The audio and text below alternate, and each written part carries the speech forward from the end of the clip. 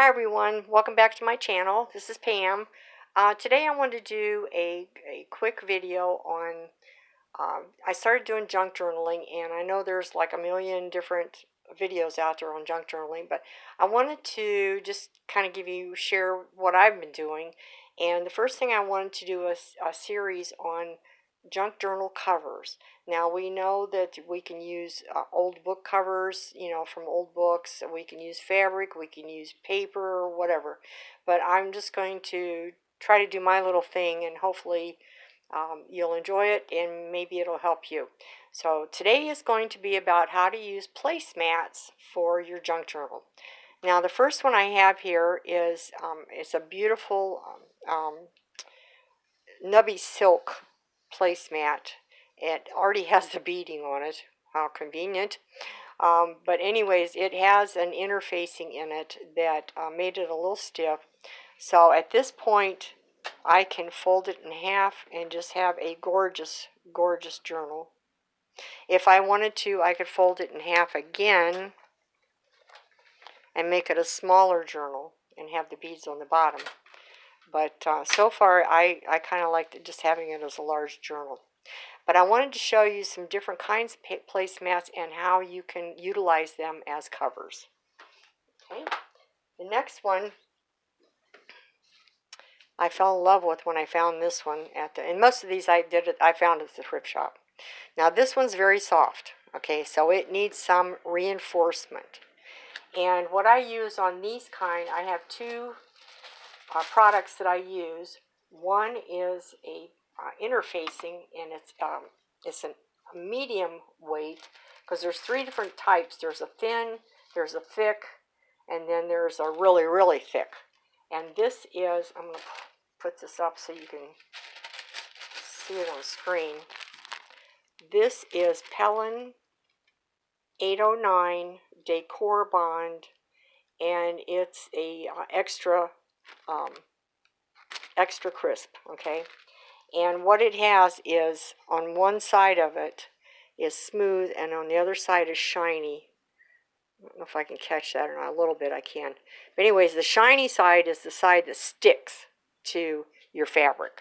So what I would do on this cover is I would turn this over, and I would put a layer of this Pellin 809 on here for some extra body, okay?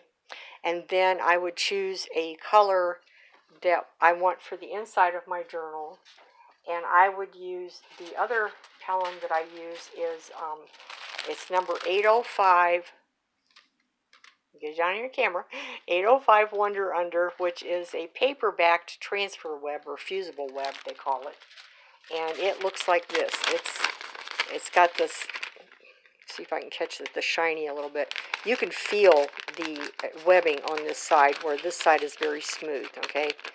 And so you want to put this on once you have the Pellin 809 done, you'd want to put a layer of this on top of that, and also a layer of this on your inside cover on the inside, so that would be on the wrong side of the inside cover fabric. And then when you press this with a hot iron, it'll stick down, and then the paper peels off, okay? So now you've got a sticky back and a sticky back, and you lay those together and press them, and that will all be sealed, okay? So those are the two products that I use as far as the fabrics. Now this one I can use, again, as just this way, or if I wanted to fold it in half again, oops, sorry, didn't mean to bump the camera. Sorry about that. Then the cover would look like this on the outside and the inside. Now in this case, I would just use the 809 as an interfacing, and then what I would do is machine stitch all the way around the edge here, and that would hold it all in place and finish off the book. So, there's different options of how you can do things, how you can utilize your placemats, okay? This is another one that my sister sent me last year for Christmas. Love this one. It's like a tapestry. It's beautiful. Beautiful fringe. And on the inside it has a red silky material. And again, I could use it just like this for a very large boho journal, or Shakespearean journal, a lot of different themes that you could use this one for. Now, the other thing you could do is, again, you could line this and put the interfacing in between if you wanted to, or again, you could fold it over and make it a smaller journal. Have your fringe at the bottom, which would look gorgeous, and then inside would already be finished. And again, what you would do is stitch the 2 layers all the way around. Now you could try using Fabri-Tac to glue. If you don't sew, you could try gluing it, but sewing it was that would be the most sturdy way to do it. Okay. And I found this one for Christmas. I was real tickled with it, except it has a stain. You can see it right there. Okay. Now, that doesn't bother me because if it doesn't come out when I wash it, I would just fold this in half. So this would become the inside of my journal, and I would just put a pocket right over that and cover it up, and then stitch around. And then you could have, your journal would be inside and out the same print. And you could add some lace or ribbon or whatever on the outside here. So that's a way you could use that. And this last one, I fell in love with this. I love this. I mean, it's just so Art Nouveau. And I love that era in time of the Art Nouveau and Art Deco. And I think that's going to make a gorgeous cover. Now, on the inside was kind of interesting. And again, you can see there's a spot here and a spot here, which didn't come out. So I have to cover this up somehow. And I might just do another piece of fabric over top of this that will go with this and leave this nice trim here as a decorative edging. And, just fold it over and use it big. Or if I decided, I could fold it in half again and have a smaller journal. But then your design's going sideways. I just think it will look better this way. There's a lot of things, you just have to kind of play with your fabric and see which way you like it, okay? Now, my tablecloth is sliding here. This is another Christmas one that I found. I thought that was so pretty. And it had a pretty good interfacing in it, but I wanted a little more, so I just put the fusible web and another piece of fabric on the inside, and then I stitched all the way around the sides, okay? And then what I'm going to do is I'm going to take this beautiful burgundy ribbon, velvet, and I'm going to put it all along the edges like that, okay? And I think I'm going to do it on the inside. I'm so sorry. I keep bumping my camera. Yikes. I'm going to bump the camera again. But anyways, I think it'll look pretty on the outside too. And then I might decorate it with some colorful buttons or beads or whatever for that cover. Okay, now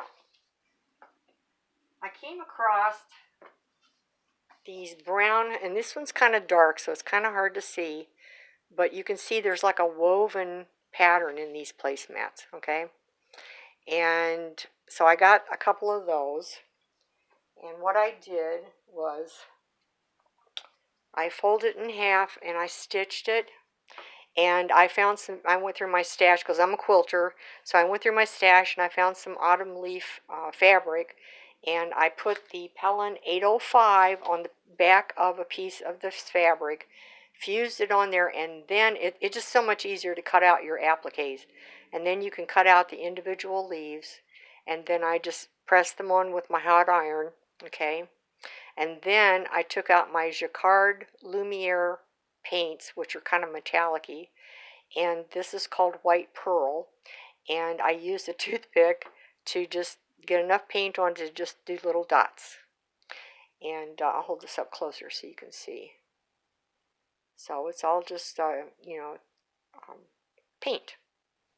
And then my clasp is an old a vintage earring that the thing broke off, and it's missing a couple stones. But you know what? When it comes to junk journals, that doesn't bother me if it doesn't have to be completely perfect. So I used it anyway, and then I just sewed that on with some twine. I wanted to keep that rustic, woodsy type feel, and then that's the inside of my journal here. So I'm ready to go, and this one's going to be a fall-themed journal. So it's just, I mean, it's just a placemat, you know. So it's nicely stitched. Got a little. I always have threads and stuff all over the place, but it's got a nice texture to it. I thought it looked great. Okay, next I found a couple of these placemats. And this is like a black and silver gray striped. And I thought, oh, those are kind of pretty. So I got those at the thrift store. And I'll show you what I did with those. So I took one and I folded it in half. And I stitched all the way around the edge with just a dark gray thread. And then on the front, I did this applique, and this is from a dress that I found at the thrift store. I loved the pattern that it had on the sparkly. It's on sheer. It's like an organza, and then it had this beautiful sparkled embroidery on there. So I just took a piece of that and put it on there. And then once my journal's signatures are put in, I found this lace, which I thought was so pretty, that I'm going to wrap on the spine. It's kind of hard to show you, but I will try to show you here. But anyways, that'll be on the spine to cover up my stitching of the signatures. That's going to look really pretty, and then I'll add some kind of a decorative clasp closure on it. So that's that one. And then the next one, the last quilt show that we had, we were celebrating World War II, or the end of World War I, and that was a 100-year anniversary. So that was 2017, yes. And anyways, one of the ladies in the guild made everyone a red poppy because our quilt theme that year was all about red poppies. So I made my second one, and I just pinned this on. It's a pin. So I just pinned it on there. So it's three-dimensional. I did not glue it down or anything. This one I stitched all the way around with red zigzag thread. And then there's your inside so you can see the stitching really well. And again, I have the black lace that I will put on the spine once this is all, the signatures are all in. But I thought that was really pretty with the poppy on there. Okay. The next one I found, actually this is the last one, was this placemat. Loved it. Loved the colors. Loved the fabric. It's a woven. This one's got a little wrinkle in it. That's why I saved it for the sample. It's not perfect. But anyways, you can see it has like different textures of weaving of the fabric. And then it had all these beautiful leaves and seed pods and stuff on it. So I thought, what can I do with this one? Now, it's soft, so I decided to, the first one, I decided to put the Pellin 809 on it, and then I added the green on the inside, and then after I stitched this all together, I used my Fabri-Tac, and I glued this green satin ribbon all the way around the inside edge. And on the outside, I hand painted this with my Jacquard Lumiere paints. And it's hard to see on camera, but they are actually metallic. The blue shows it up the best.